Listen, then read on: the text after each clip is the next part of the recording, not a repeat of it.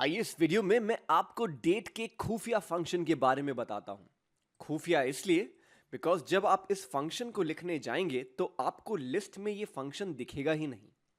Dated if कहां और कैसे इस्तेमाल करते हैं, आइए देखते हैं।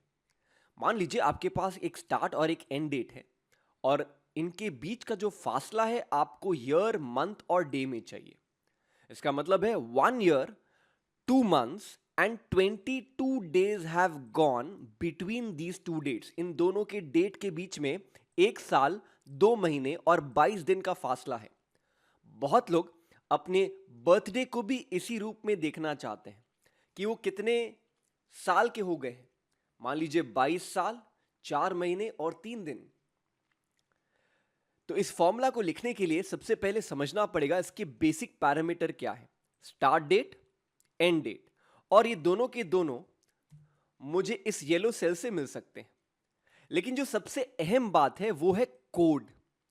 तो कोड अलग अलग तरीके के हैं, मैं आपको इनका मतलब भी समझाता हूं और एप्लीकेशन भी दिखाता हूं।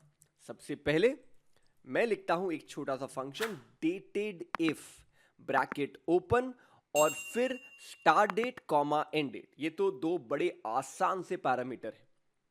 अब अगर आपको कंप्लीटेड ईयर चाहिए, यानी कि इन दोनों डेट्स के बीच में ऐसे कितने कंप्लीटेड ईयर्स हैं, यानी कि पूरे 12 महीने कंप्लीट हो चुके हैं, तो आप डबल कोटेशन में लिख दीजिए वाई। ये हो गया 1 साल, एक कंप्लीटेड साल।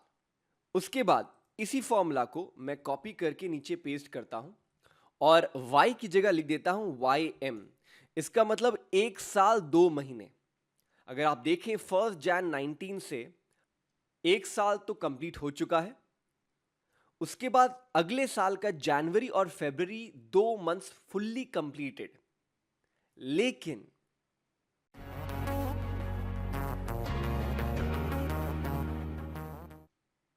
22 दिन मार्च के अभी भी बच जाते हैं और अगर आपने MD लिख दिया कोड में तो आपको 22 दिन मिलेंगे।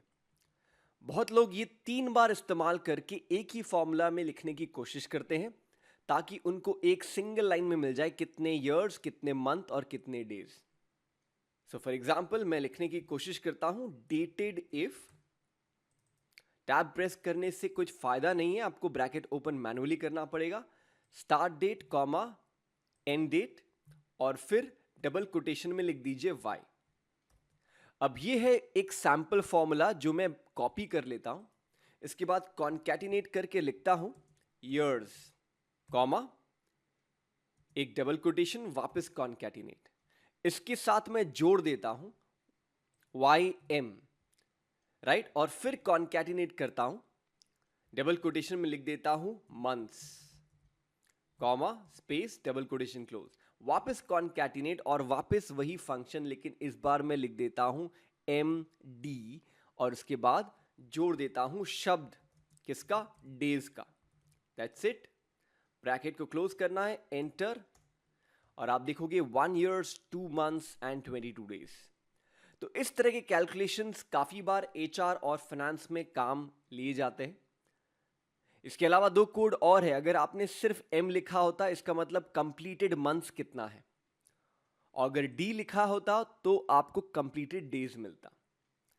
सो do try this out with multiple date options और देखिए आपके डेट ऑफ बर्थ के अनुसार, आज की तारीख के अनुसार, how many years, how many months and how many days have you completed. कैसा लगा ये वीडियो जरूर बताइएगा कमेंट्स और फीडबैक के जरिए।